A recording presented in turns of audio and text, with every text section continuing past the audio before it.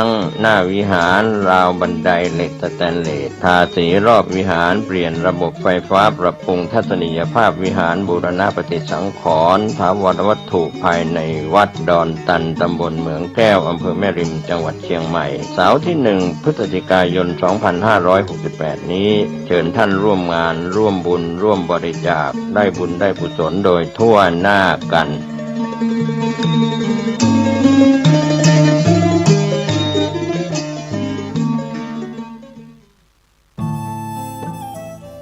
ท่านกำลังติดตามรับฟังสถานีวิทยุกระจายเสียงพระพุทธศาสนาแห่งชาติและสังคมคลื่นเพื่อการศึกษาพระพุทธศาสนาและวัฒนธรรมระบบ FM 104.5 เมกะเฮิรตซ์รายการต่อไปเป็นรายการคดีโลกคดีธรรมที่จบไปแล้วนั้นเป็นรายการคดีโลกคดีธรรมดำเนินรายการโดยพระครูปลัดณรงค์ฤทธิ์ข่าวสารเพื่อการประชาสัมพันธ์ขอเชิญชวนผู้ใจบุญใจกุศลร่วมทำบุญทอดผ้าป่าสามัคคีประจำปีพุทธศักราช 2568 เพื่อบูรณะวิหารปูพื้นกระเบื้องไวนิลตารางเมตรละ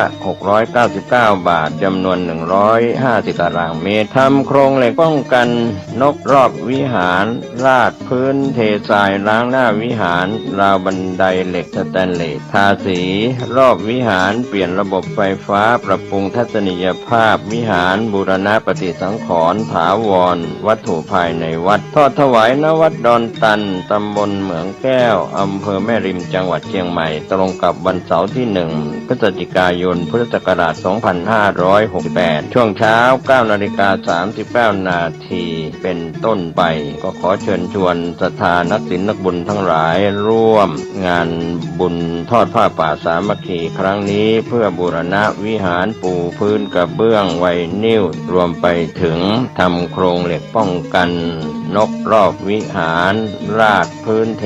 ทรายร้างหน้าวิหารราวบันไดเหล็กสแตนเลสทาสีรอบวิหารเปลี่ยนระบบไฟฟ้าปรับปรุงทัศนียภาพวิหารบูรณะปฏิสังขรณ์ถาวรวัตถุภายในวัดดอนตันตำบลเหมืองแก้วอำเภอแม่ริมจังหวัดเชียงใหม่เสาร์ที่1 พฤศจิกายน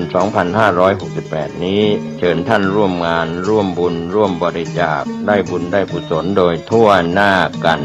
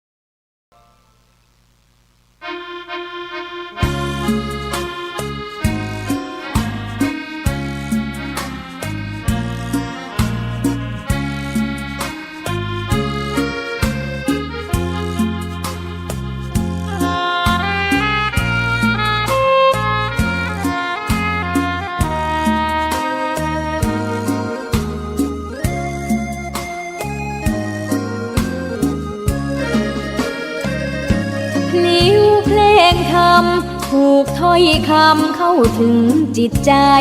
ฟังรายการวิทยุเสียงใสส่งถึงใจไปสู่ปลายนาสาระ